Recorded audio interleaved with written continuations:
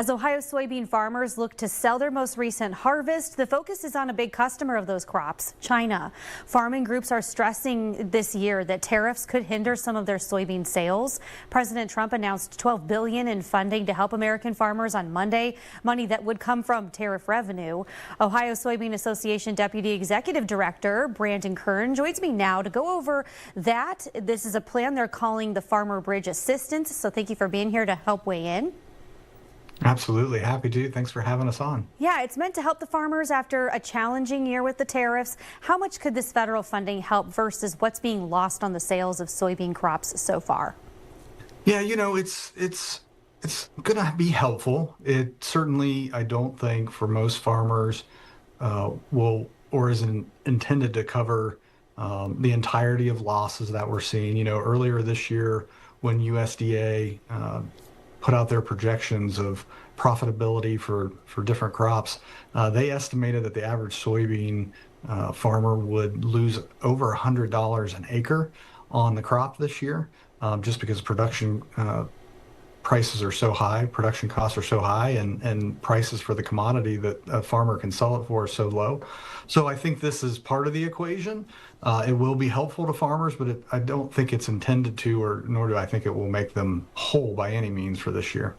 What are you seeing in terms of the sales of this most recent harvest? Back in October, you were here on 21 News at 5. Your executive director was here, and we were talking about this, and they hadn't done the sales for the harvest yet. It was still underway. What are you seeing? Yeah, we've seen a little bit of an increase in purchases. I think, particularly from our number one export destination, China. They have slowly started to make purchases based on the public commitments that were announced a few weeks ago. It's slow at this point, but I think we're hopeful.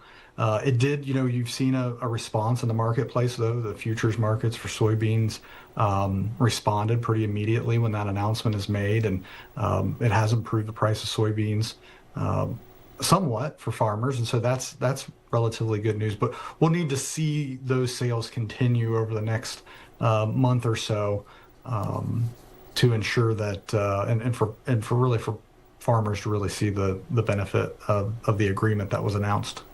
And with this bridge assistance program, do you know how the program works? Do farmers need to enroll? Have you heard any information on that? Yeah, we think they probably will. We don't have all the details yet. Those haven't been released. The United States Department of Agriculture will put out additional details. It was just a public announcement yesterday. We expect to see a fact sheet from USDA soon. What we understand, though, is that the program by design is intended to be a simple proportional support to producers using some sort of uniform formula. So there's going to be some economic modeling that will analyze losses. This program will cover several crops, and not just soybeans, but several crops. And so I think what their intention is to have a formula to calculate, the average losses that a farmer would expect to see for that crop across the country, and then have some sort of proportional payment in an attempt to fill that gap for economic losses this year. So we're still waiting for a lot of those details to come out, but that's kind of how we understand the intention of the administration and the United States Department of Agriculture to be as they roll this out. Yeah, we'll have to see how the market reacts. I really appreciate your time. Thank you so much for joining us again here on 21 News at 5 as we keep tabs on this sector of our economy. Yeah, thank you so much.